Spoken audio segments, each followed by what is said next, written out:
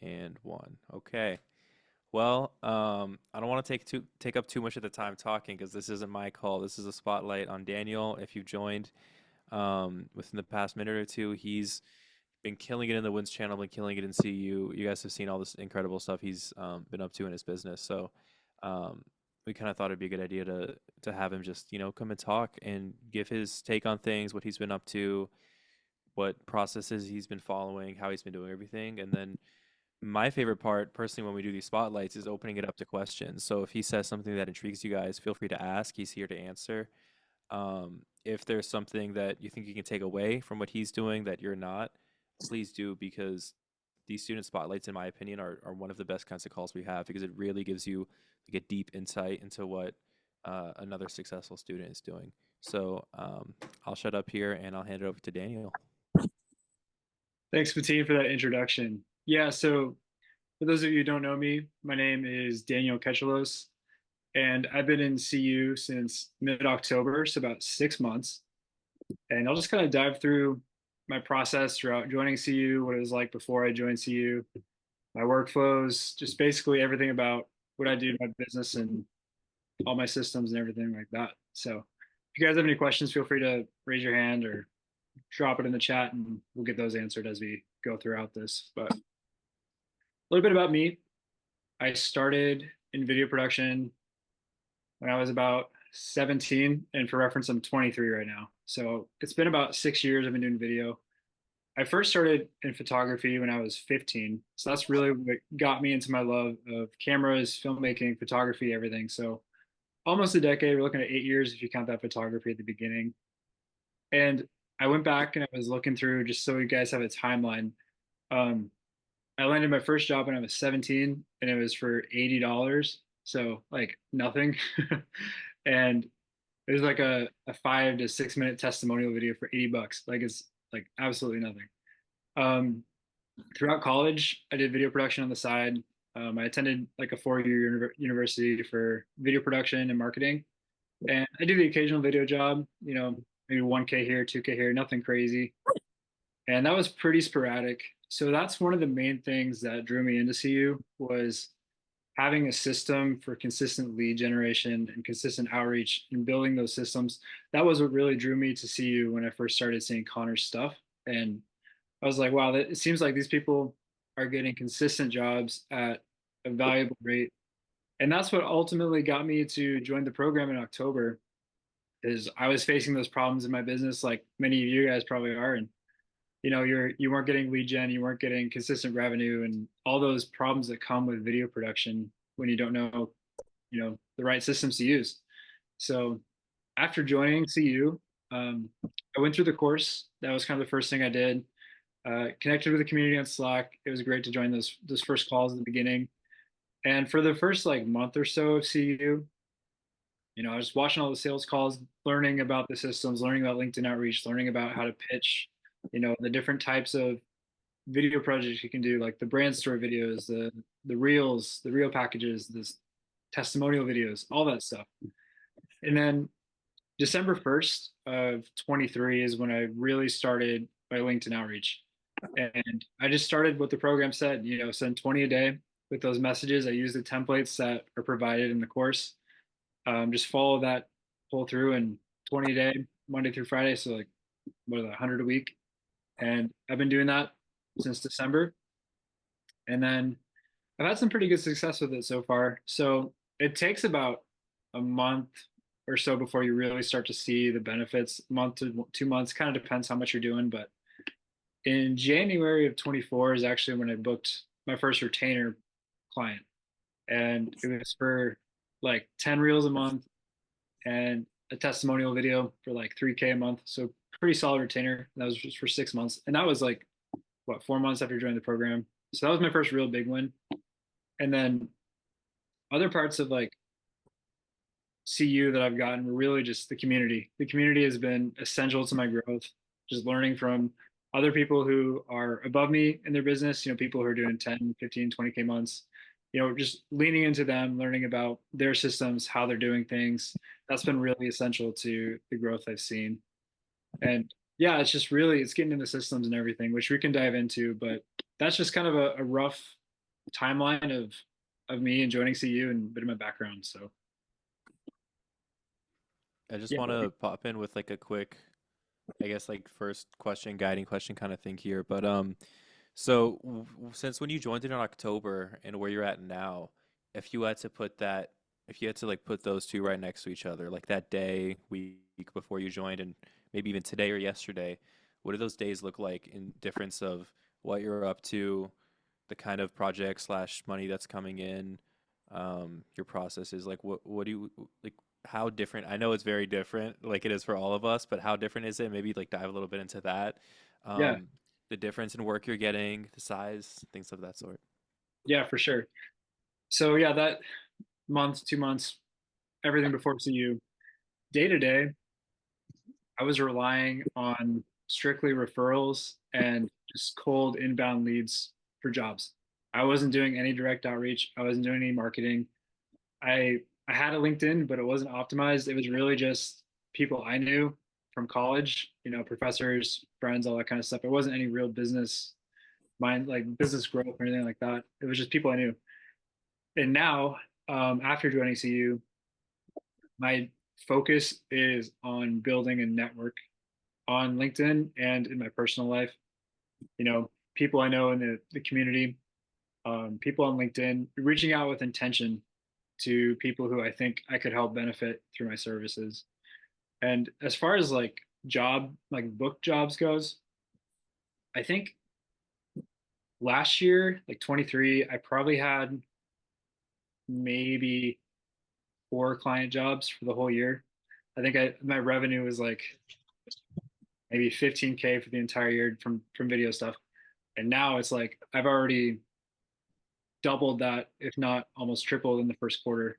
So just that transition from before CU, where I'm making like not very much, not having many jobs come through the door, not having many on the pipeline coming up, to having just continual jobs coming up. That's really been the big benefit of being part of CU. So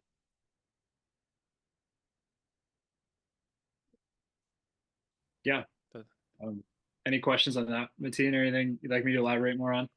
no, I was just gonna say that was awesome, but I was gonna encourage other people. Um, do you have any questions in specific that you're wondering about, or maybe if there's something in your business you're struggling with, you can ask Daniel, see how he attacks that.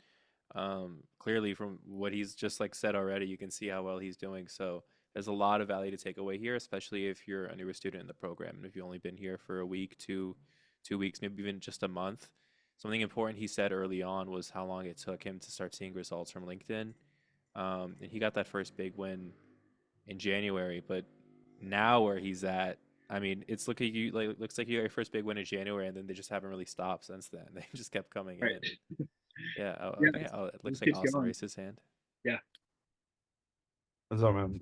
Um, have all of your since you got your first like big win in January, has that all been from LinkedIn, or has it been kind of like a mix of that and word of mouth, or what is it mostly? Yeah, for sure. So there's kind of 3 ways that I've had clients come in for jobs. So those 3 are referrals, LinkedIn, and then just inbound leads to my website. And they all kind of go hand in hand because you need to have past clients or people to get referrals. And to have those inbound leads, you also need to have kind of the brand appeal, I should say. And the nice thing about LinkedIn is it proves you're a credible source because you're posting consistently about what you know. And when people go to your LinkedIn profile, they can see, oh, this guy's got a lot of connections. This guy's always posting about video stuff. He obviously knows what he's talking about. He's a credible source. So yeah, I'll hear what he has to say. And I'd say like if I were to put it to a percent, referrals are probably like maybe 30%. LinkedIn is probably about 50 to 60. And then inbound is like maybe 10 to 20 roughly. So majority is from LinkedIn and referrals. So How long did it take you with how long have you been like actively, what is your website kind of, what's your game on your website? Is it like you're posting blogs, you're constantly updating it, or do you just kind of build it once and forget about it, or what are you doing with that? Yeah, so as of now, it's mostly stationary. I haven't been posting a lot of blogs to my site. I think I have two up there. It's something I want to do more in the future, but right now my focus is more on the LinkedIn side. But as far as my website goes, you guys can check it out if you want. It's just innovamarketing.com, INNOVA marketing.com. If you guys want to check it out, you can just kind of see what I'm doing on there. But mostly my website is just introduction to my services, what I do, and then my portfolio, and then a way to contact me. And I also have my Calendly link on there so people can directly book me for a time to talk. So it's nothing crazy. It's just a real like simple video marketing agency website. Just going through the services we offered, case studies. So when clients want to see what we've done, they can go and do that, and then a way to contact me. Cool, cool, cool. Does that help? Yeah, yeah, that's awesome. Awesome. The last thing, and then Mateen has his hands up, but um, with your LinkedIn process, because I know you said that's probably like 50%. If you could, just because I'm gonna take notes here, could you like walk through like maybe after Mateen's question, honestly, but could you like walk through like top to bottom, like every step, every follow-up, every like what are you doing that we can mimic to get that kind of success? Yeah, for sure. I can walk through that. Basically, so what I do, this is kind of my routine every single day. It's the first thing I do because if I put it off, I find I'm not going to do it because I get, oh, I'll do it tomorrow. It's not exactly fun when you do it every single day for months on end. But basically, what I do, so I wake up, get ready. Anyway, when I get ready for business, I sit down at my computer. I have an Excel spreadsheet where I track all the connection requests I make, regardless of if they accept or not. So every single new request I make, I log it in my Excel spreadsheet with the date, the company name, and their industry, as well as if they have accepted or not. And that part, I go back in and I have to update it. I do that normally at the end of the week, just because every day it's kind of varies. But so I send those connection requests. I do 20 every single day. I use Sales Navigator. So I initially started when I started in December. I used the 1 month free trial, and that worked really great. You can send basically it's the same as the paid for version. So if you guys haven't used your Sales Navigator free trial yet, I definitely encourage you to do so because it is powerful. The ways you can get connections from Sales Navigator, like it's worth $100 a month if you are kind of worried about paying for it. It pays in itself. But I go to Sales Navigator, I filter the leads. So I filter by location, business size, and whether or not the lead, the person is in my area. Because sometimes like the company might be in the area or the lead might be in the area, but the company might be somewhere really far away. So just kind of make sure you're checking those. But I filter all the leads out and then I just go down the list. I see, okay, this one's a marketing director at X company. This one is the CEO or founder at this company. And I just hit request. And then I use the template in CU that they give you. So, hi, my name is Daniel. Um, I'm a video production, whatever the first one is in there. I just Do you copy change that, put that it at in all? there, Or and send it. So do you change that first one? Keep going, but did you change that one at all? Like, or do you don't customize it anything? It's just hey, first name, exactly what they say. yeah, for the most part, sometimes I'll look on their page and see if there's anything I can add. But I've noticed it has pretty good success. Like I have last time I checked, like my connection rate is like 30%, so it's pretty solid. So I just use the template. The questions after they approve the connect, those I'll customize a little bit depending on the lead. But as far as the initial like connection request message, I just really use what's in the course, and it's worked really well for me. So Cool, cool, cool. And then sorry to cut you off, just your next step, I guess. yeah, so after I send the connection request, sure.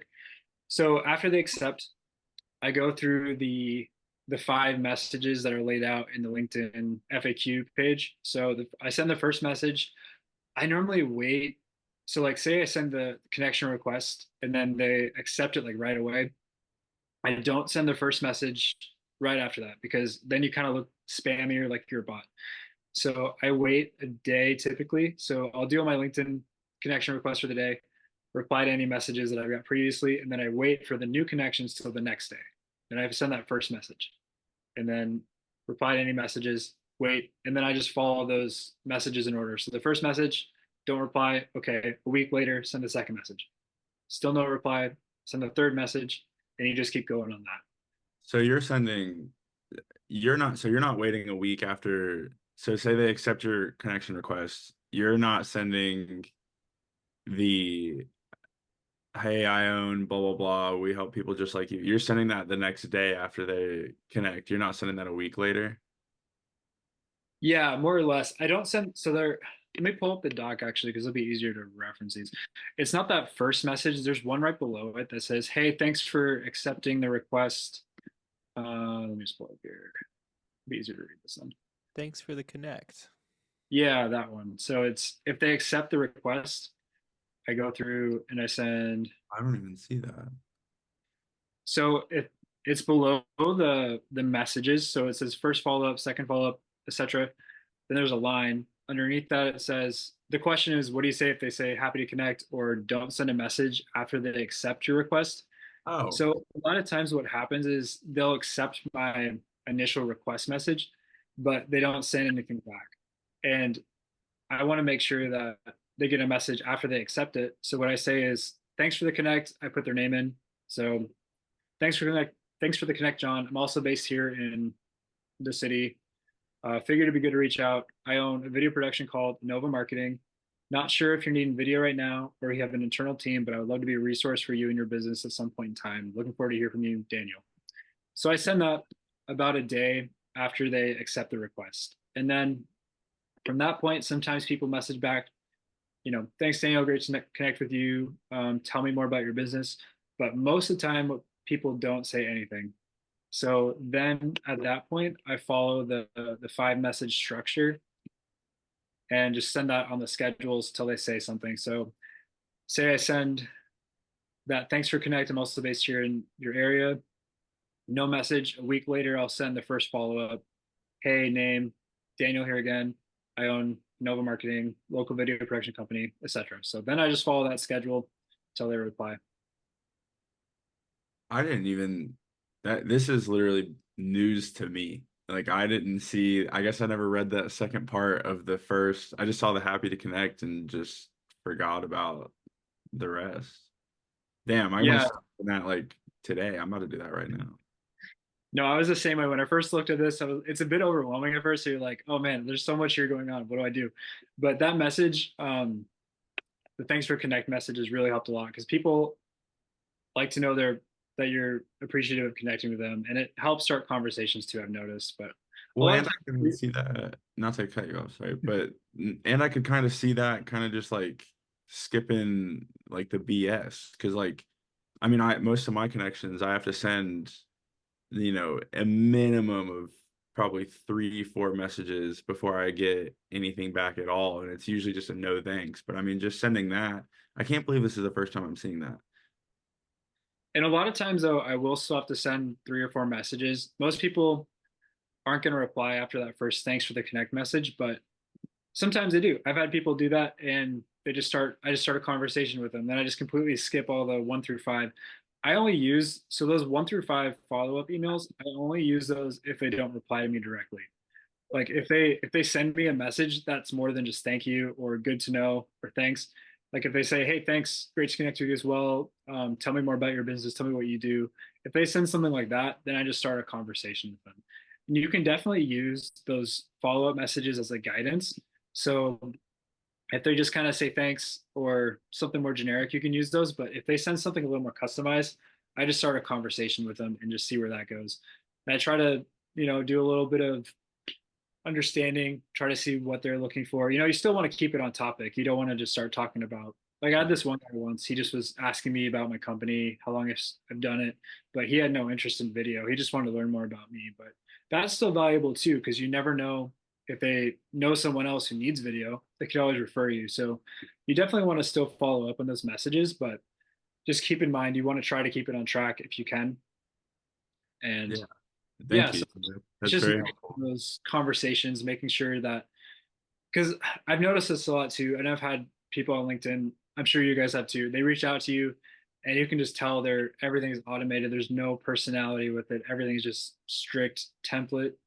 And you're like, oh, I know exactly what he's gonna do. He's trying to close me on this thing. I don't know this guy. He's not even my area. So try to make your messages personal and make it seem like you're a human and how you're there to help them solve a problem they have. That's the main thing. So you're just those questions are mostly a guidance to until they follow up with you. So is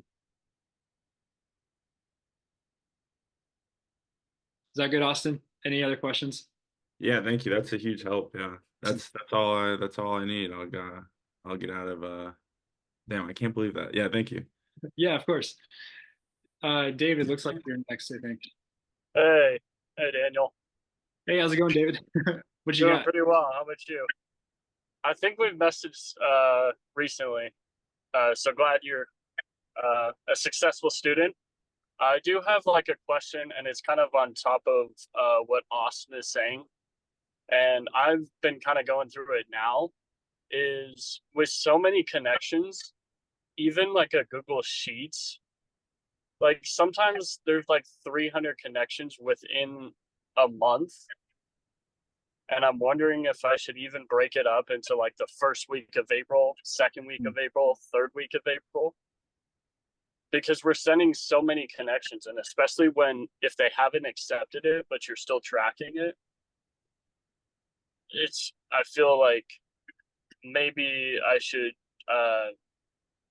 break it down a little bit more. So I'm curious, like if you have a sheet, do you have just all the names listed with no month, no year, or is it kind of more organized?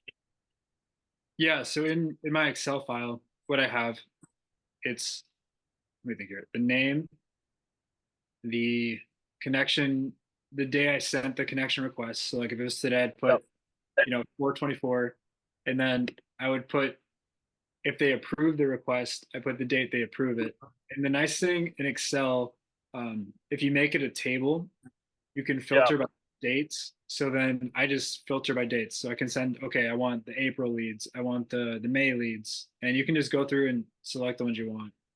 So that's how I do it. I know Ah, in Sales Navigator, they have the save leads list. So you can make lists for your yeah. weeks, and add them to that. That's an option too. I haven't done that. I just like to have an Excel because I like Excel and it's a little more customizable than just a website on Sales Nav. Yeah. Either works. It's kind of the workflow you want, but I personally, I put the date, I send the connection request, and then if they approve it, and then I just filter by those dates. So Okay.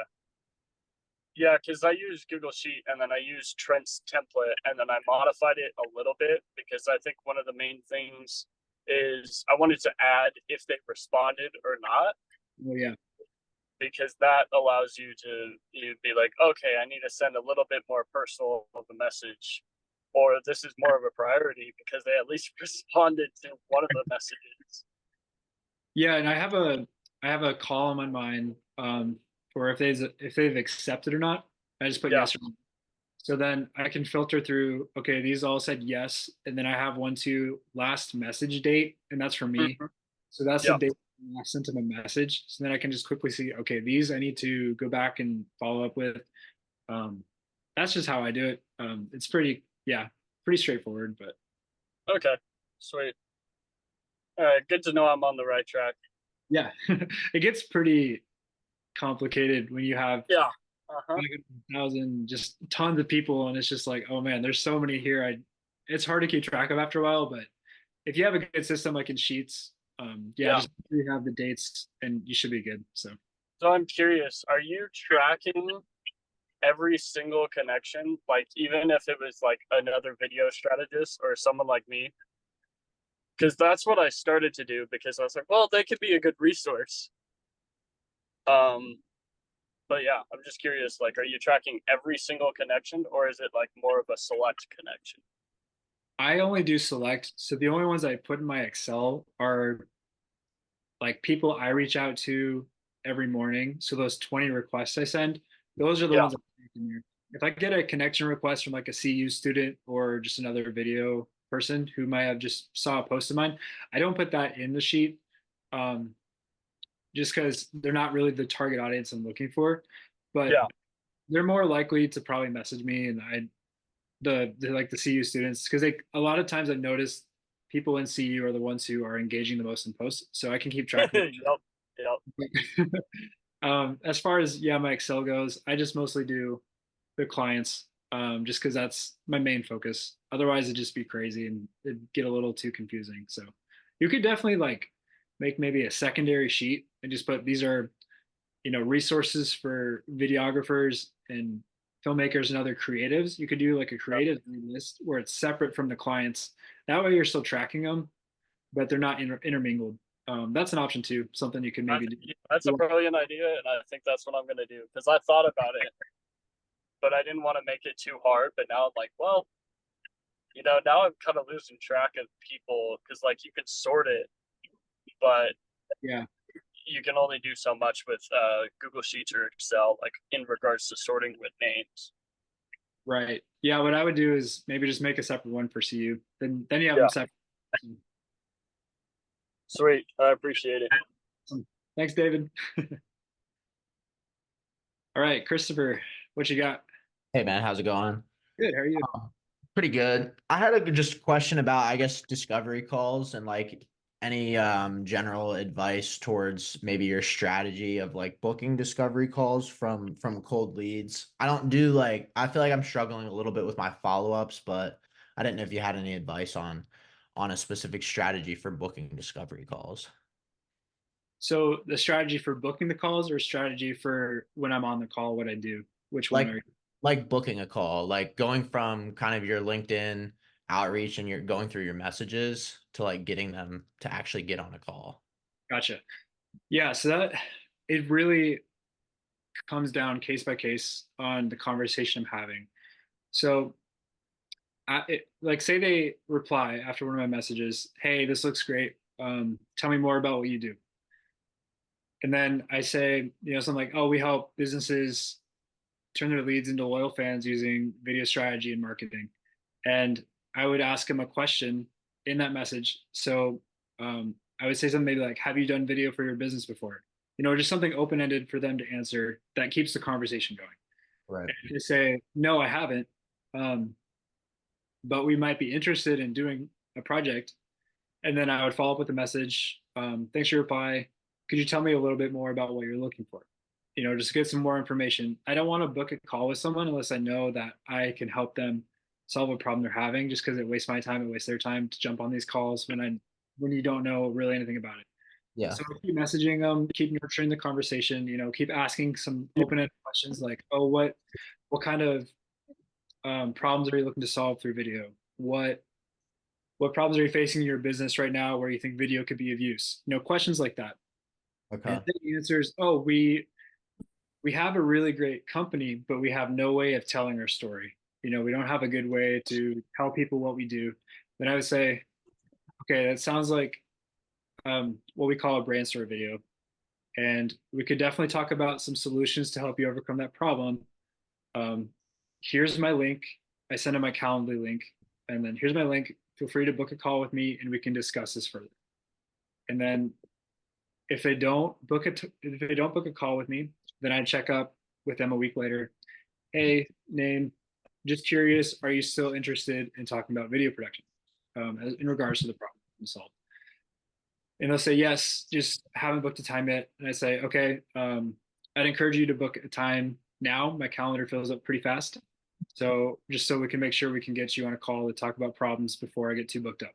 You want to add a bit of urgency, but you don't want to make it seem like, "Oh, I'm too busy to talk to you." You don't want to go that way, but you want to add a bit of, "Hey, like I'm kind of busy. I'd like to talk to you, but things just book up. So make sure to book a call as soon as you can." Something along that lines, said better, of course, but then at that point, I've had pretty good success of people booking their calls. They're like, "Oh yeah, sorry, I was going to book a call. I just got distracted, or I opened the message and I just never booked it." And then after that follow up, most of the time they do book a call, and then it just goes on my calendar. So Okay. Okay. Yeah, no, I appreciate that. That's helpful. Thanks. awesome. Any other questions about that, Christopher? No, I don't think so. It's helpful to hear that you're kind of starting to work the discovery questions pre-call and kind of like starting to get at some of those questions within the LinkedIn messaging. So, Yeah, because I mean, think about it, like if someone's just hey, like you just connected with it says, hey, book a call with me, like, and you don't really know much about him, you're probably not going to book a call because you're like, I don't know this guy, I don't know what he has to offer. So yeah, just ask some of those nurturing questions, try to learn a bit more about them, and then when the opportunity is right, put that link in there for them to book, and they should probably book with you if they are serious about it. So okay, cool. I appreciate it. awesome. Thanks, Christopher. Mhm. Hey, Casey, what's up? Hey Daniel, I had two questions for you, and they're kind of quick. One, it sounded like you weren't using Sales Navigator anymore, so I was curious, like which plan you are using, and because it sounds like the Excel spreadsheet is what's kind of filling out all of the organization. So I still use Sales Navigator. I just don't use it for my organization of leads. So all the outreach leads I use, I store that in Excel, just because I like the customizability of it. I like to be able to filter it specifically. But I still use Sales Navigator for the outreach, mostly because it gives you unlimited access to leads and better filtering systems than using like the Boolean searches, because you can filter them, in sales now. So I do still use it, but just not for the organization of the leads. I gotcha. Thanks for clearing that up because I was like, I looked at the plans and it's like almost overwhelming, but Sales Navigator seems to be the way to go. The other one was I just wanted to see like since you're 6 months in and I'm like 2 weeks in, and the LinkedIn stuff just seems like I'm trying to get through the course material before I really kick into the LinkedIn outreach because I just want to have all the information I can going into that. How much time would you say that you're spending? Because my brain doesn't work well with spreadsheets, so I'm like hoping for the Sales Navigator organization to work. But it just seems like to me there's just so much time that you're inputting all of this data and then trying to filter it out and not miss people and all of that. So like what are you spending on like an average day getting all of that lined up? Yeah. So in the morning, I have an hour blocked off for it. I don't always use an hour. Typically, the time it takes for me to open Sales Nav, get the filters, which you can save filters, which saves time. So I open my saved filter list and then going through the people and sending those connection requests. As I send the requests, I just log it in Excel. So I send a request, put it in Excel, send a request, put it in Excel. So I just go back and forth. And then that process takes me to send about 20 connect requests. That takes me about probably half an hour just because you want to find the high quality leads. You want to send them to people who are of decision makers and the industries you're looking for who can afford your services. So it just takes time to find those leads. And then after I send those connection requests, I go through my messages, and this kind of varies by the day because some days it'll be a week and there'll be a lot more leads. Some days there won't be, just based on the kind of the time it took them to accept the request. So I'll go through and do messages, catch up with those, send all those up. Total time for outreach, messages, and data logging, I'd say is about 45 minutes to an hour a day, and I just do it first thing in the morning. So That's super encouraging. It just sounds like to me, I'm like, I'm going to be on LinkedIn for 9 hours a day. This is going to be crazy, but it's cool to hear that, you're only doing like an hour of outreach and that gets all that stuff done. So thanks. yeah, and it gets a bit overwhelming in the beginning because it's like, man, there's so many people in here. Like, who do I pick? But the more you do it, you get better at it. You get more efficient. You have a system in place, so you just follow that system, and yeah, it gets a little easier the more you do it. So Cool. Thanks, man. thanks, I do Casey. want to pop in and say, Casey, real quick. So I've done my lead organization on spreadsheets um and on SalesNav itself. So if you want like the basic overview to like decide which one to do, because I'm also not super fond of spreadsheets. Well, not that I'm not fond of spreadsheets. I'm not fond of going on another program and like going between things to sort everything. Uh, Using a spreadsheet will give you way more data and let you sort it much better and give you just a much more comprehensive look at what you've done. But if the only metric that you're looking to track is who you've reached out to or who you've sent a request to, then you can do that all in Sales Nav and it doesn't take any extra effort because you can just hit the save as a lead button. And then if you want to go even further, you can make different lead lists and be like week one lead list saved here.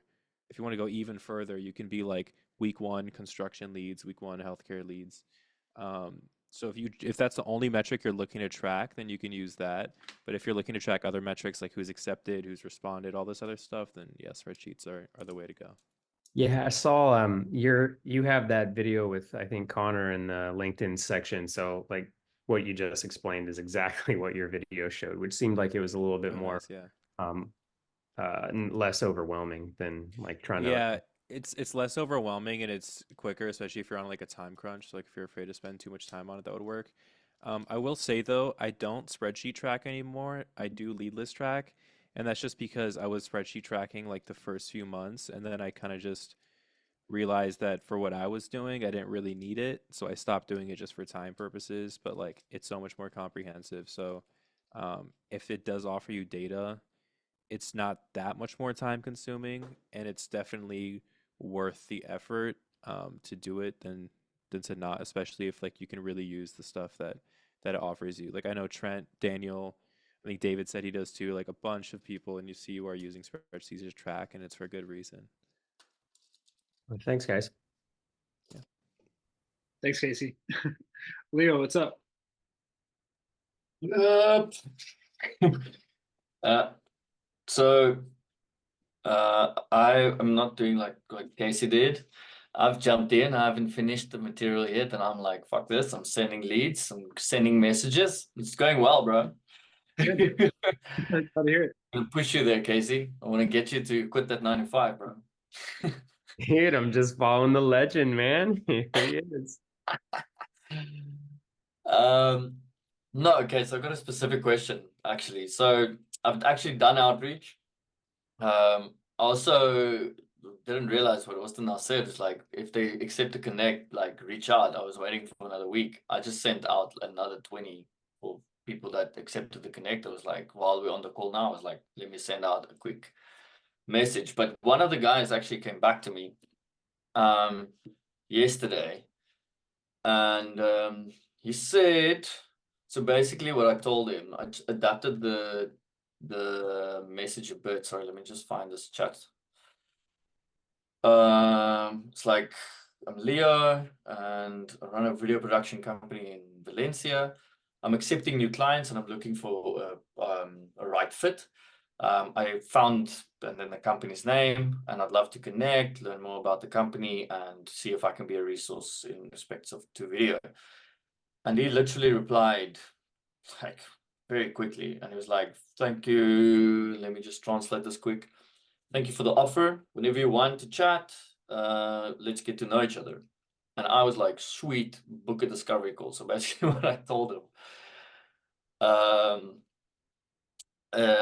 Great news. I'm excited to learn more about 3Dasker, their 3D printing company. And I was like, please follow this link and book a discovery call at a time that's convenient for you. I hope to hear from you soon. And that was yesterday. So I'm not sure what I should be doing. Should I be chilling out a bit? Should I give him some time to breathe? Not be so eager. I want to see his 3D. I want to see his 3D printing shit, man. Come on. So you sent the book a call yesterday, right? Yeah, it was yesterday. And he accepted your request yesterday too? No, that was actually, let me just check. He accepted the request basically 10 minutes after I sent it.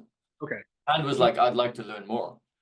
When did you Let's send the request? And then I sent that was in the night, and then I jumped onto a CU call. So then the next morning, the first thing in the morning I sent him, I was like, I'd like to learn more. He has a link. I've got a Calendly link for a 30-minute call. So I mean, you can choose any time that's convenient for him. So that's all pretty much been this week then. The conversation, the request, everything has been within the last week or so. 2 days, bro. Yeah, I'd say if it's only been a day since you sent that book a time link, that's okay. Some people are really busy. Yeah. he hasn't gotten back to you within a week of that message, then I would follow up and say, hey, Hmm. would love to get to know you, more, see how we'd be a good fit for this project. Um, here, like I said earlier, my link is here. You can book a time with me and we can chat. Okay, sweet. People are really busy, so Hmm. often he might have read it and be like, "Oh yeah, I'm going to book a time. I just got to look at some other things first." So I'd say give him a few days. If he hasn't Hmm. replied within a week, then send a follow-up message. Okay, cool, cool. And for you guys out there that don't like Excel sheets, I just, by the way, I do the same, but I use Notion. I don't know if you guys know Notion. Yeah, Um, Notion's awesome. I love it. it is pretty sweet, and I mean, you can change the views. It really works, and I mean, I take the time to, like you said, when I reach out, I'm got the Notion sheet right there. So as soon as I send a message, I just turn it around and put it, change, just drag and drop into the next thing, and the next thing, drop a date in, so then I know it's followed up. But I also saw the sales nav stuff now. That's actually not too bad, eh? It's actually pretty cool. Yeah, Sales Nav has got some good functionality Yeah, too. yeah. Didn't notice that until now with this conversation.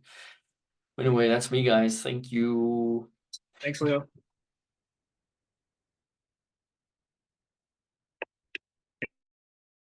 Any other questions from you guys? Any questions on process? It could be in the discovery call. It could be in the contract phase. Any of that kind of stuff. Any workflow things. It doesn't have to be just about LinkedIn. It could be anything workflow, systems, my experience I in the last few months with LinkedIn, any of that kind of stuff. So I So have I'm a really little gonna bit of pull. a. Oh, sorry. Go ahead. No, you go. Sorry. What do you do if you see someone's checked your profile but not accepted your Connecty? it's tricky. Like if you send the request to them and they view you but they don't accept. It's a massive multinational that runs from Spain. So I was like, this woman's probably just checking me out. They probably have a marketing agency. So I was just like, maybe I'll give her a week, follow up again.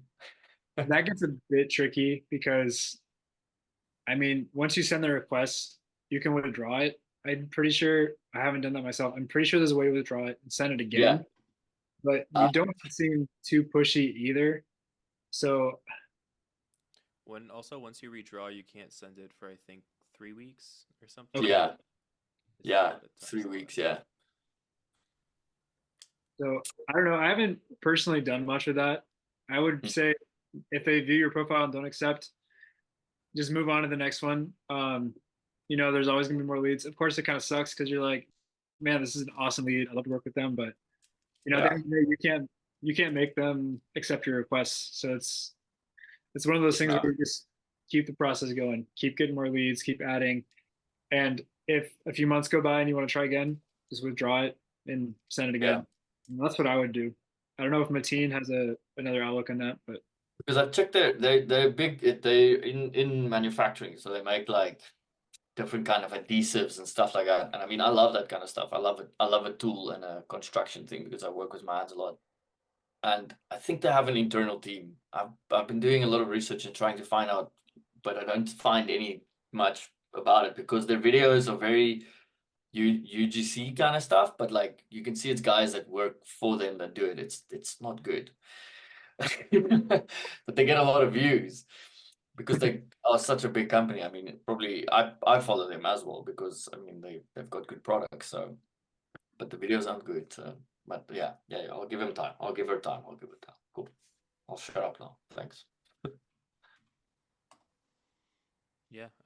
The thing I was gonna say before was just you mentioned it really started hitting for you in January, so I want to know, do you think there's any changes you made between October and January that really kind of got the ball rolling? I mean, I know a lot of it's just like compounding, um, and consistency, but like, do you think there was any actual changes you made in your process or anywhere in the machine that really started working that you focused on since then that's kept bringing you work? yeah, I'd say a lot of it comes down to mindset. You got to be confident in the process and trust the process. You got to be confident in when you're pitching on the sales call and discovery calls and what you can provide. Not necessarily saying, oh, you're going to get this many views, but you're just going to be confident. We're going to provide you with a high quality video asset for your business. That's what you should be selling. And that's a big mindset shift that I had, was just being confident in myself, knowing, hey, I have value to add to these businesses. And when you're confident in what you do, it gives you that motivation and that kind of the aura around you. And people are talking to you, they can tell, oh, this guy knows what he's talking about. This guy is someone that we should probably work with because he's confident in what he does. So I'd say, yeah, just having that mindset shift and having a like LinkedIn as a resource to build those leads has been big for me. I never did that before CU, and yeah, that was more the compounding part of that. Was just, when you do it consistently, you're going to have more people you're connected with, and I think that is attributed to some of the more leads I've been getting and projects booked and all that kind of stuff. So, but mindset's huge. That's a big one.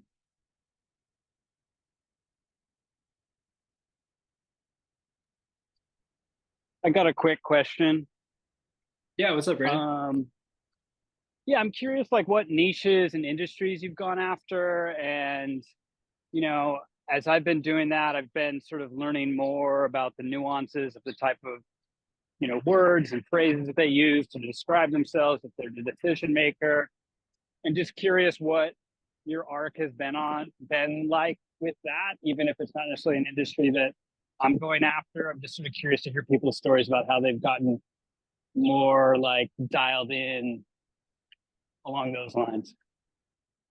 Yeah, for sure. So when I started doing LinkedIn, I didn't stick to a niche. I just, because there's like all the connections are still out there. So I'm just like, at the time, I don't know who's going to be better than one other industry. So I just sent all of them that I was interested in that had a budget. I think Connor in the course outlines the highly profitable industries. So I just focused on those. I think there's like 8, like manufacturing, healthcare, um, law firms, that kind of stuff. I just followed those and send all those out.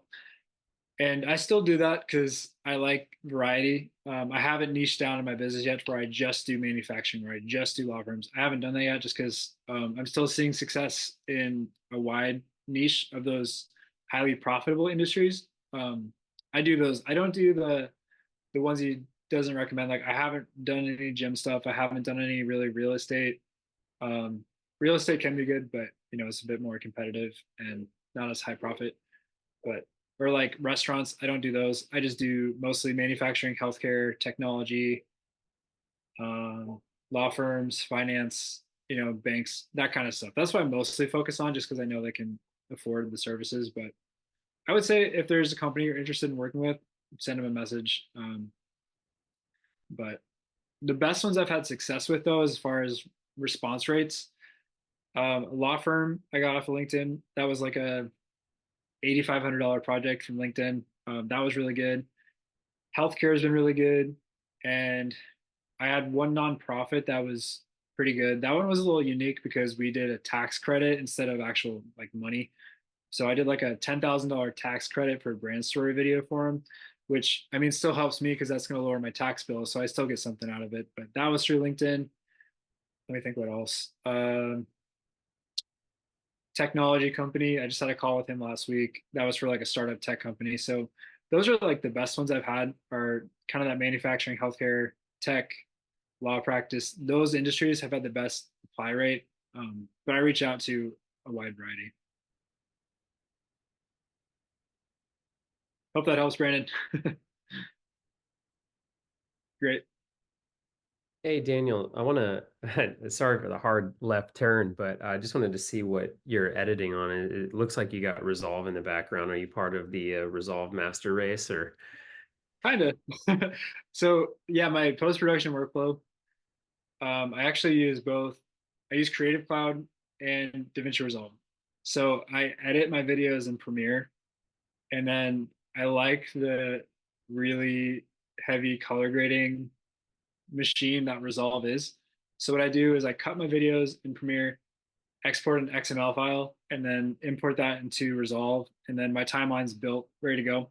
And then I just color grade and then export from Resolve. So that's kind of my workflow, but I love both. They're both great.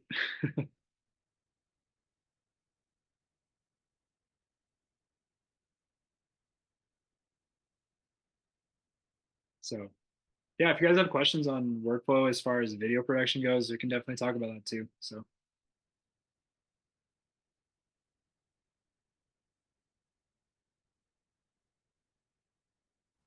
What kind of industries were you working in before you joined CU? yeah, it really varied. Um, my highest project before CU was for a manufacturing company. And basically what it was 5 grand for 2 videos for their like they would go to all these career fairs. So I made them 2 like 1 minute videos for acquisition for like college career fairs, that kind of stuff. So that was my biggest. Besides that, it was mostly small projects like 1 to 2K, ranging from like I did a lot for a few churches. I've done stuff for let's see here, churches was one. There was a production company that reached out to me to make a video for a retirement home. I did that, and then some just smaller stuff too. Like I did some like headshots and portrait work before. Um, it's been a while, so I'm trying to think back to all these projects. Yeah, there wasn't a lot compared to after CU, but those kind of industries, nonprofits, manufacturing, production companies reaching out, retirement for retirement homes. Oh, I guess I did some stuff for a school district once too. It was like a overview on one of their they had like a machining class, so I made a video about their welding program. And then I did do a law firm 2 video, I guess a few years ago, but the budget was much smaller compared to after taking CU because I wasn't charging what I should have. But that kind of stuff, kind of all over, nothing really pinpointed, just kind of whatever came in. I wasn't really targeting anything. Whatever came through the door, I was like, yeah, I can do that. So. Nice. Yeah, I was pretty all over the place as well. I still kind of am. I was talking to Mladen yesterday, the student that leads the Power Hour calls. We were just having on one, and I was telling him that, or we were like agreeing on the fact that neither of us can like stick to one industry because we kind of like experiencing other industries and seeing what they're up to. Because like every time you go film somewhere, you get a like inside look at their business. So Yeah, I still honestly haven't settled on just one. I'm right there with you. I love learning about new industries. It's really fascinating to me because you get so much variety as opposed to like if you work a job somewhere, you're stuck in that industry all day, every day. And it's like Yeah. with video, you can work in healthcare, you can work in tech, you can work in manufacturing, you can work in law firms, finance. It's so much different stuff. And I enjoy that too. That's a fun part about it. Yeah. Christopher, what's up? Yeah, I just wanted to talk about, I guess, like mindset, circling back to that. I know like there's that section in the course, but I didn't know if there was anything that you do on like a daily or a weekly basis or something that's kind of in your routine currently that you use as like mindset practice and just kind of continually reminding yourself the value that you can add with video. Because I feel like when you start charging for more or just higher budgets, things like that, you can kind of start to some of that doubt can creep in pretty quickly. So I didn't know if there's anything you do like on a daily basis or just that's in your routine. Yeah, for sure. I follow a lot of business people on social media. So like Alex Ramosi, Christo, and people like that. And they're always posting, mindset stuff. So just consuming that content as opposed to just strictly entertainment things really helps. Like, yeah, I'm worth what I charge because I am, competent in what I do. And just having those influences in your life really helps you get that mindset built up. And yeah, Alex Ramosi is great. Christo's great. I love to read books too. So I read a lot of business books, mindset books, all that kind of stuff. And just having that constant, intake of that mindset content that really helps you transform your mind and keep you on track about your mindset. And as far as like personal habits go, I tried bullet journaling once.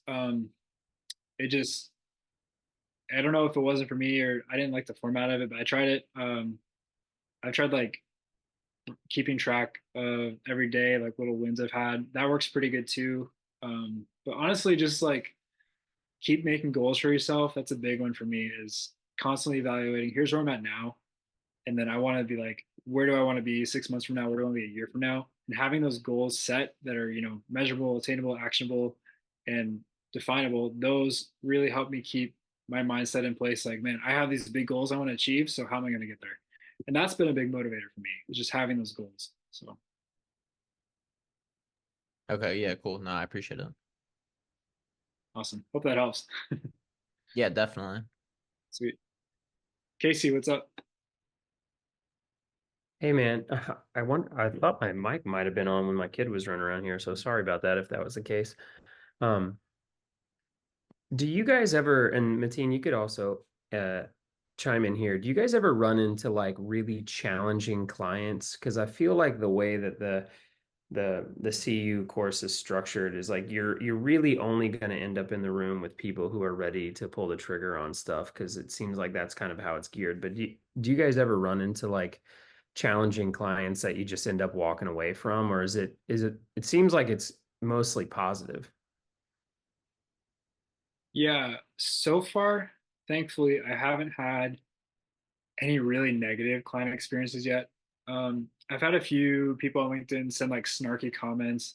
Like there was this one lady I was talking with, and I was just trying to learn more about her business, and she was like, "Oh, you're looking for marketing people? Like you're trying to sell me on stuff?" Like it was just really snarky, and I'll get stuff like that, and that kind of stuff you just kind of have to brush off. You try to keep the conversation going, but that kind of stuff happens a lot.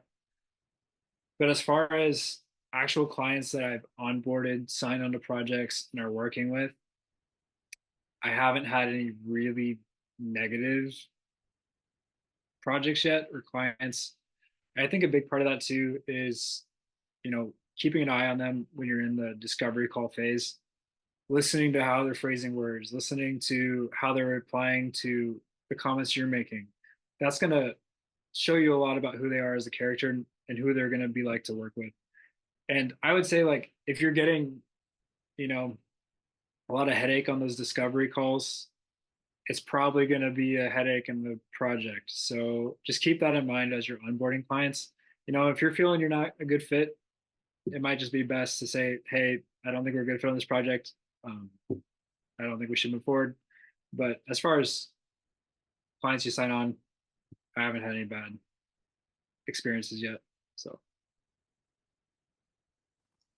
I've had a couple, but all of them, or both of them actually, were in the transition of when I was still kind of working some leads I had before I joined CU. So I was like in CU for 1 or 2 months, but I kind of been working with these people before. And what's funny is that when I went back and thought about where did this all start, I realized all the red flags were there before I joined CU, and the red flags you're told to look out for, like write those down, memorize them, put them in a notebook. Like they're really, really valuable. That's honestly one of my favorite parts about the course because it'll make sure that the people you work with will actually pay on time, get positive experiences, be good people. And more importantly, it'll teach you how to say no to projects that sound great. Like, getting pitched a $20,000 or pitching a $20,000 project to someone sounds like a good idea, but if they're not going to pay or they're going to be a pain or it's not worth your time or you don't think they're good people or their company morals are off, like any of these things that you wouldn't want to, put your name by and work on, it's very, very important to make sure that you're able to draw that line. So, yeah, I think those are two really valuable parts of the course. awesome. Hope that helps Yeah, thanks guys. for sure. Dylan, what's up? What's up? Okay, finally got myself unmuted. So I had one question before my team just started talking about that experience. So let me push the first question that I had back and just quickly ask the other question that came to mind. So when you do have a client that you're like seeing these red flags, like, but there's no other reason that you wouldn't work with them other than like just kind of like who they are, their culture or something like that, or they're you can tell that they'd be a pain to work with. How do you handle that situation, like turning them down if they're like okay with the budget and they're like willing to move forward, but you're just like, I can tell that this process is going to suck. Like, what's the best way to go about like not moving forward with the project, I guess? So for me, I'd say It comes down to what that red flag is. Like, if it's just kind of their personality, like maybe they're a bit more pushy than other people, or maybe they're, you know, more demanding, I would I would probably still take on the project, but I wouldn't do a retainer. If it's a retainer project, I'd say let's just start with this first initial month or first initial deliverables and go from there. Because you don't want to sign a 6 month deal with someone who's going to be a pain to work with for 6 months. You want to do that initial test. If it's not a retainer client, I would just be really clear with what you're going to deliver, what is expected of them. So, for example, for payment, I always say in my proposals and on the closing, once we close this and the contract is signed, the initial 50% of the project rate is due before we start anything else. So we don't start pre-production meetings, we don't start planning, we don't do any of that until I've received the 50% deposit. And then you just got to make those really clear. Because a lot of times, like some of the red flags, they could just be more of a, you know, a harsh talker. They could just be a bit more demanding the way they speak, and the project could actually go really well. Hard to say. If they're huge red flags, like they're really unprofessional, they're not showing up to your meetings on time, they're not doing any of that kind of stuff, then I might consider just not onboarding them. You could just be like, hey man, I was really hoping to work with you, but just based on the communication we've had over the last few phone calls, you know, I just don't think we're a good fit, and I don't think we should move forward. If you're interested, I can definitely refer you to some other people I know and just go from there. That's what I would do. Because then you're still professional, you still provide value, but you end up not dealing with the headache that comes with the project. So. Yeah, that makes sense. Cool. So my second question, or I guess the first question that I had was like, I'm kind of just looking for some like productivity tips that you guys have. Like, I don't have an office space, so I work literally in my bedroom every day. Like that's where I edit and stuff. And sometimes it's super hard to like feel like I'm having a productive day, or like I feel like I have all these things. Like I need to finish the CU course. I need to like update my demo reel.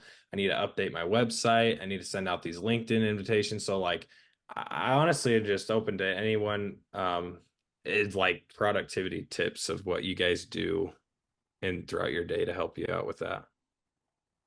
For sure. Yeah, like yeah, I'm actually in my bedroom too. Like this is my bedroom, so I work in here. What I do in the morning, I try to get out of the house before I start work. So I'll wake up, I'll go to the gym, you know, half hour, an hour, whatever, and then I'll come back and work. I find that helps me reset my mind because then I'm out of the oh I just got up, I'm gonna get ready for the day. I'm still in my house, kind of chilling.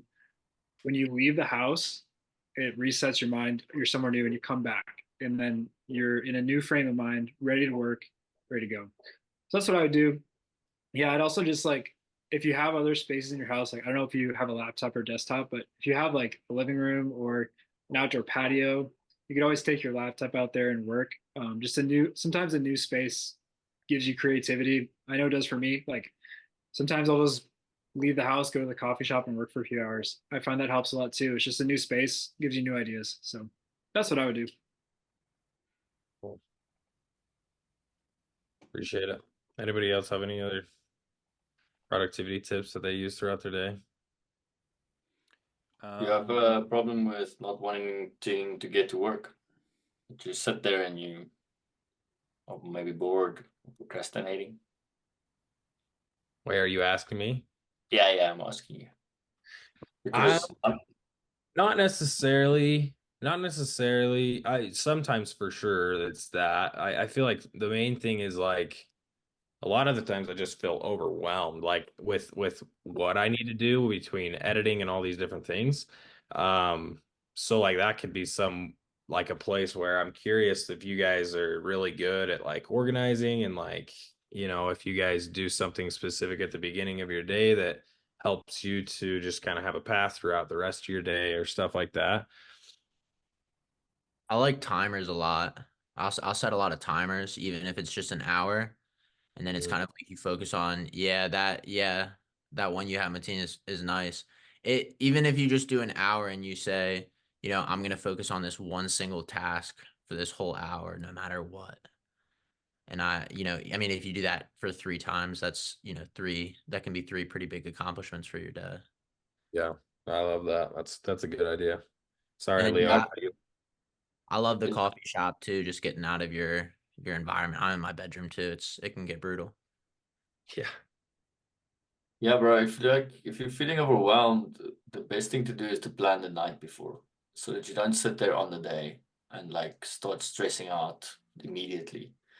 And getting out first thing, getting sunlight, that that's basic stuff. Like even if you just go walk, there's some days that I like jogging every morning, but there's some mornings that I just don't feel up to it. But I walk around the block just for 2 minutes at least, just to get out. Because that also really helps with your sleeping later on in your day. Like that's where your sleep cycle actually starts, is that morning. If you are feeling overwhelmed, I would also suggest just writing, bro. There's a book that I read many, many, many years ago, and it completely changed my life. It's called The Artist Way by Julia Cameron. It's like a 12-week program that you work through. It's a bit intense. I wouldn't suggest it if you're going through some personal shit, because you're gonna face some demons. But the one thing that I like try and do as much as possible when I'm going through a tough time is what she calls morning pages. And morning pages are literally just regurgitating and puking onto paper. Like, don't let your thoughts tell you, don't think, am I writing well? If you don't know what to write, you write 3 pages of, I don't know what to write. Just write. Just get it all out, because it allows your mind to just take everything that it's struggling with and just put it on paper. And a lot of times, like, yeah, Brad, a lot of times there's a lot of creative stuff that comes out of it. With morning pages. But yeah, plan ahead, plan the day before, and get out and write a bit. Journaling really helps. There's a guy that I followed. This is why I was asking about, do you have a problem with procrastination? Because this is a technique that I recently employed, and it's helped. Not necessarily procrastination, but like sitting there and like it's not really knowing. I'm not trying to not getting into it, and it's fine. So this guy is called Josh Terry. I discovered him during COVID. He was just came out of nowhere.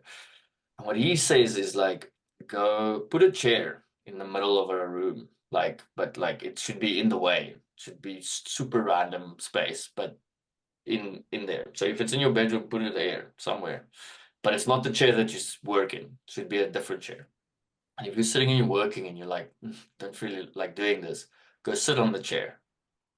But you can't take your phone with you. You have to go sit on the chair and sit there like a naughty kid, basically. Because what's going to happen is you're going to become bored.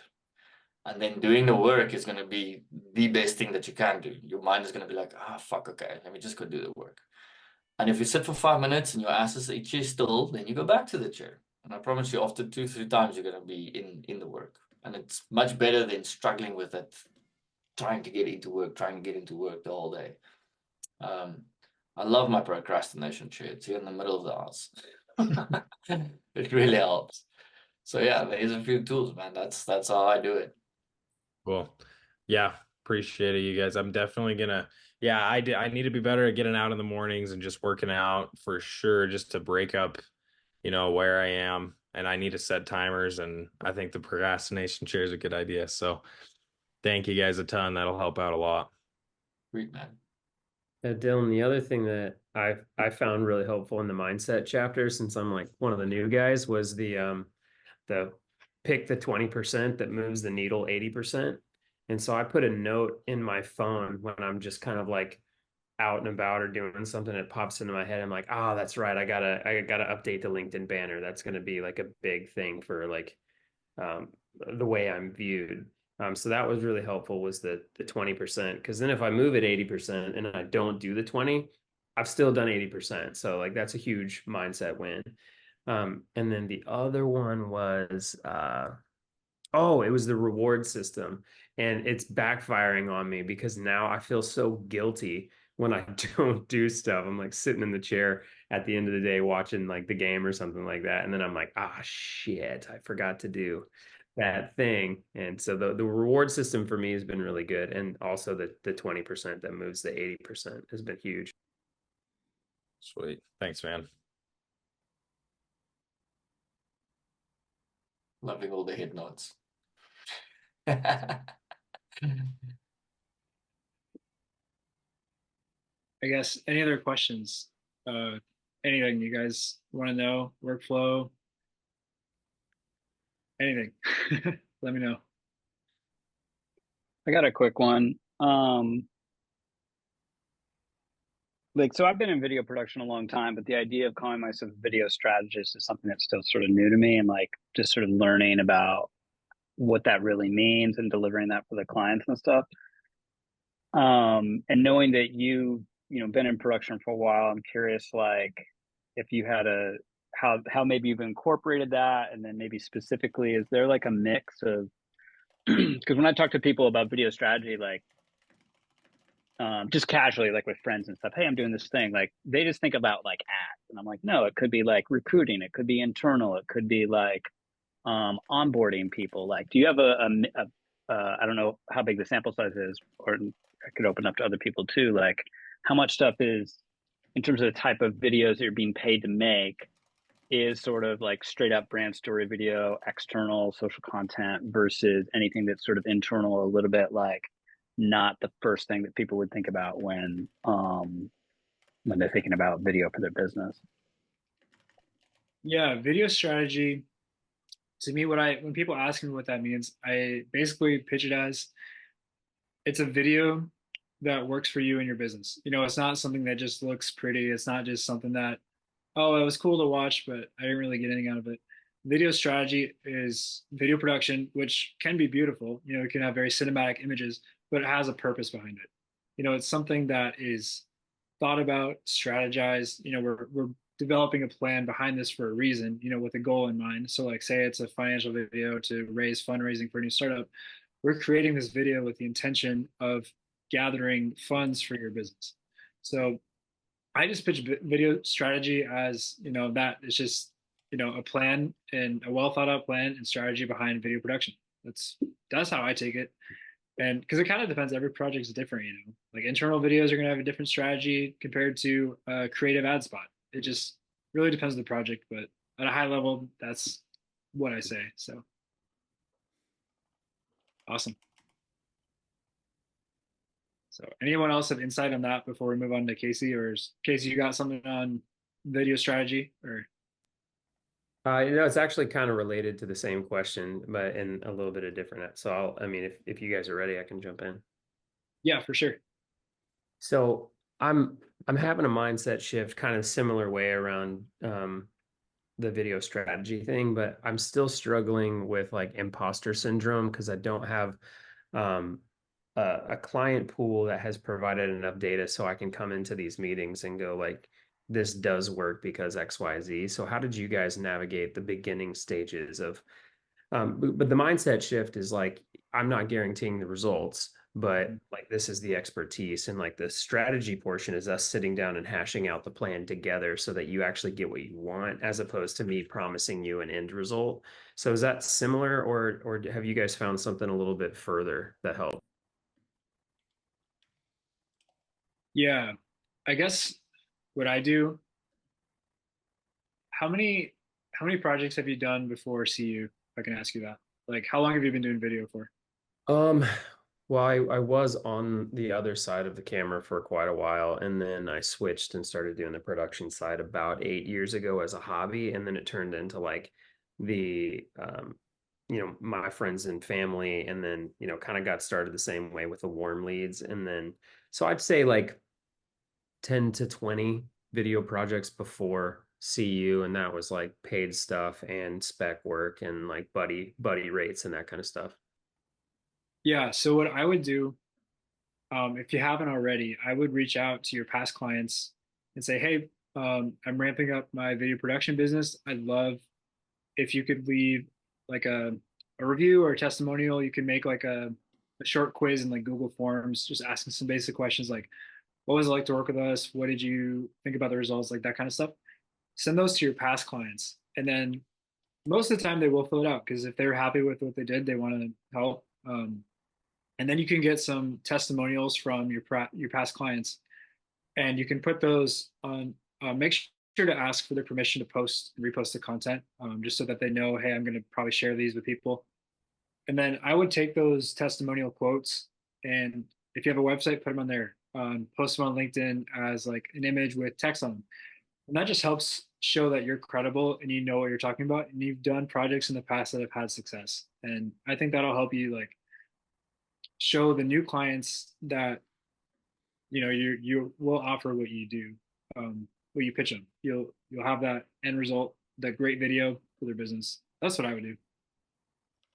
That's a killer idea.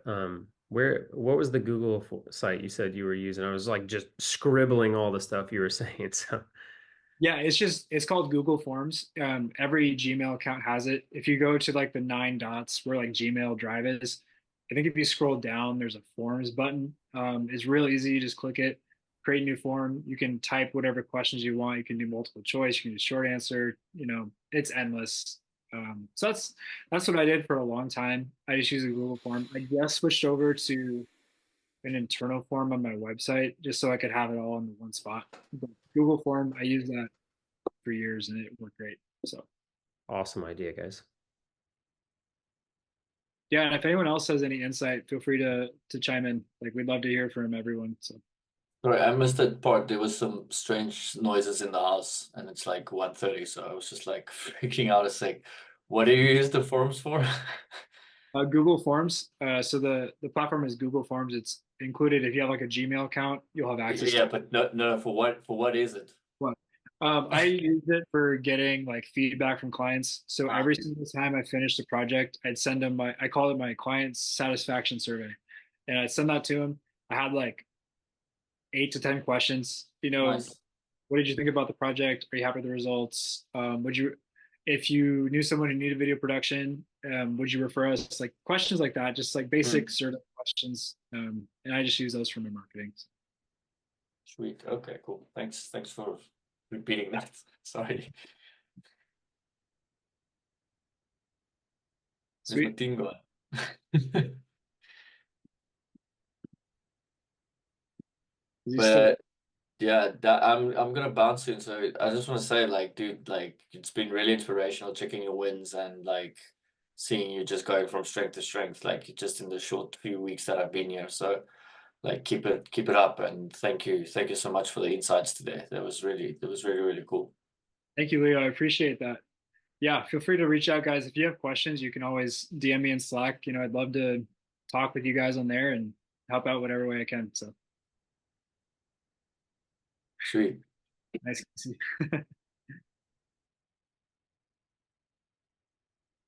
Well, I guess Mateen, is there anything else you want me to cover?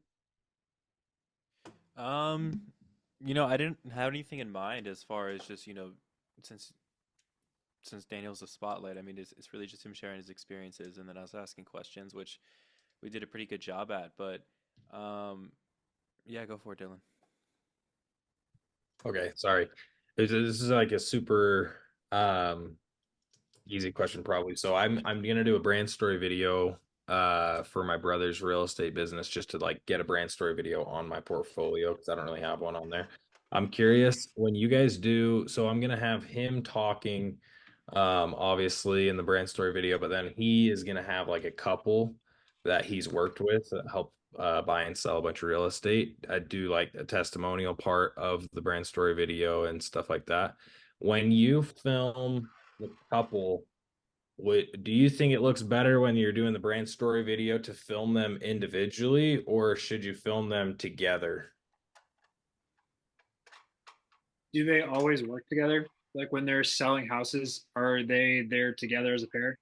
Or do they Well, sell? no. So my brother is just the realtor, and the couple is just like this couple that he's helped like buy and sell houses. So like they're the clients, but I'm just curious because they're both gonna like share their testimonial about working with Austin, a husband and a wife. But I just don't know if I should like personally. I don't know if I love the fact like the idea of putting them both in the frame just because I feel like it looks a little bit better when they're separate. I just wanted to get your guys' opinion. I see some head nodding, so I'm feeling like that's probably. I filmed something really similar. It was husband-wife combo testimonial style. I filmed them. I had them both on a couch, and they were like center on the couch, and I just use like foreground and background to balance it out. Um, I can send you some reference frames on Slack. I'll just DM you those after this call, and you can just kind of see. And then I'll send you some individual frames too, just for comparison. But I'd say if they're husband and wife, you could put them together. Kind of depends on the location, but I think it's fine personally. If you frame it right, it'll look good. I would also recommend putting them together. And the reason is because, so I also just did a brand story video recently where there was three founders and we filmed all their parts individually and then we were like, okay, you know what, let's do it together. Oh my God, dude, it was a million times better because when they're by themselves, they're kind of a little bit more stiff, like kind of answering questions to camera. But when they're sitting next to each other, they're like talking to each other, laughing, kind of getting the chemistry they have from each other and bringing it out on camera. So it just looks a lot more authentic and like brings out like truer emotions because they have each other to like, you know, um, kind of feel like they're not alone and they're just kind of just explaining something as a team versus like being interviewed. So that's just I my can take on totally it. see that. Okay. Yeah, that's a good idea. Cool. And when you're filming like two people in the frame together, do you guys tend to, this is like kind of personal, I guess, in terms of like your video style, but do you guys tend to like do a longer focal length and just put the camera super far back, or do you guys like to do like a wider focal length with it a little closer when you're doing two people in the frame? I do I'm both. gonna. Go for it. It's a crapshoot. It depends on the chemistry of the people. So like Mateen's example is like, oh my God, when you got them all together, they have that bond. They're ripping off each other. But you don't really know because if all you have is a wide shot of both of them and they're just sort of awkward and the one person's looking off and doesn't know what to do, then it can be problematic. If you have a second camera with an 85 or something like that where you can get a single on that person, then it won't necessarily matter. So I think it kind of depends on some of those sorts of factors. And you don't really know unless you know them. But if it's just if you're shooting like 4K and it's a little bit of a two shot you can cut in, those are because you can get boxed in. And I've done plenty of projects where they don't really have that chemistry. It's not really getting the best out of them, and you don't really know, you know. So I think it's tricky. Would definitely Okay, recommend having a B cam 100%. Even on the one I did, like we had a B cam on all three of them, and for I had sure. my second camera just panning the B cam to whoever was talking at the time because it's exactly like Brandon said. Like the people who are not used to being on camera don't know that even just because they're not talking doesn't mean they can't be going like this or like twiddling their thumbs. So you want that B cam for that purpose. Um, yeah, so if you can get that on set, 100% recommend. Otherwise, my take on that is I just try to have shot consistency. So for all of my A rolls throughout the shoot, if they're all done with a closer focal length, then I'll try them all with closer focal length. Doesn't matter how many people are in the frame. Same thing with the longer focal length. So for that one, we were filming on 70 mils, and even for that one, like we had to fit three people in the frame, so we just put the camera far away. Thankfully, we had enough space to make it work.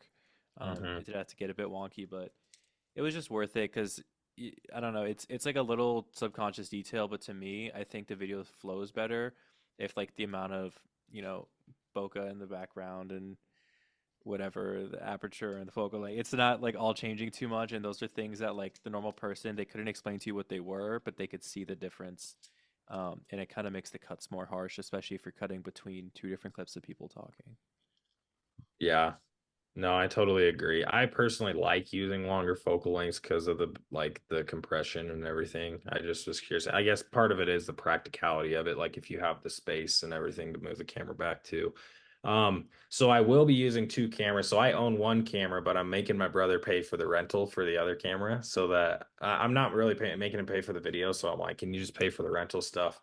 Um, and so I'll have two cameras. So for two people, Mateen, you talked about like having the B camera set up as well and like panning to each person. Like how do you do that? Do you just set it up right next to the A cam? That's a wider shot with both of I do them. I usually do like a 3/4 angle. Um, but Okay. if there's two people, you don't want to put it too much to the side because the person on the far end, you want to obviously make sure you can get just their face. So I would say space out the people sitting next to each other and align the camera in a way where if you pan it, it can just be on one person's face. But at the same time, it's not, uh, you know what I mean? Like it's not like it's showing one person's face and the other person is just like really blurry, covering half their face because they're sitting too close to each other, or you put it too parallel to them. But Okay. yeah, and the panning is optional, really. This is another situation we could just crop in. That's just I did that because there was three people, so it was kind of necessary, especially for that focal length we were shooting on.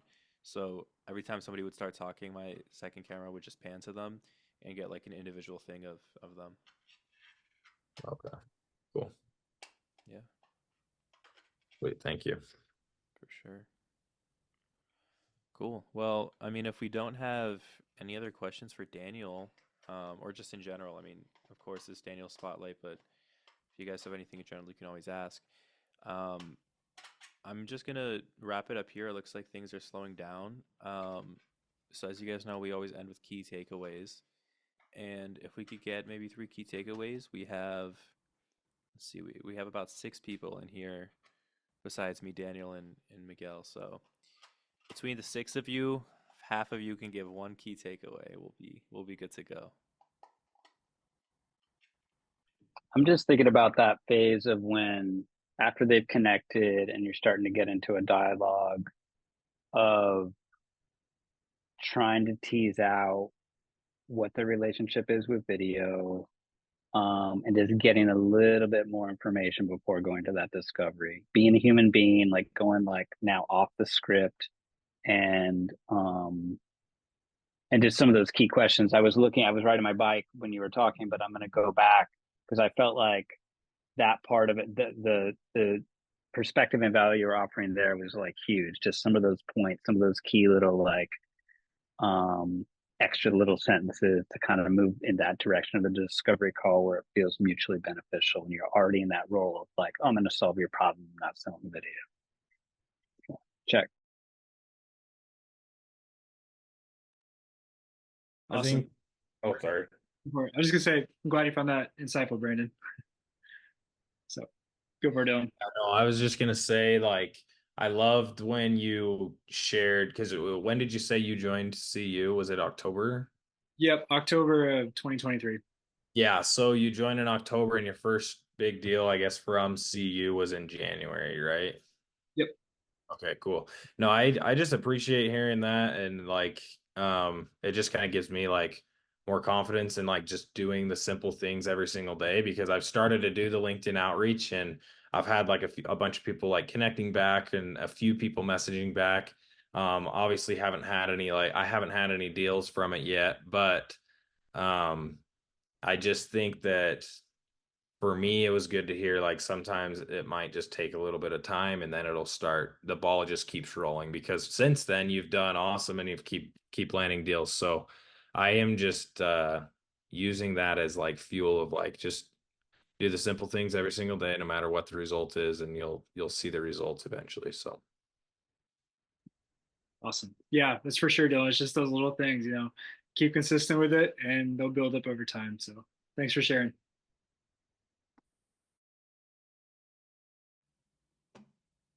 We got one more key takeaway we can get.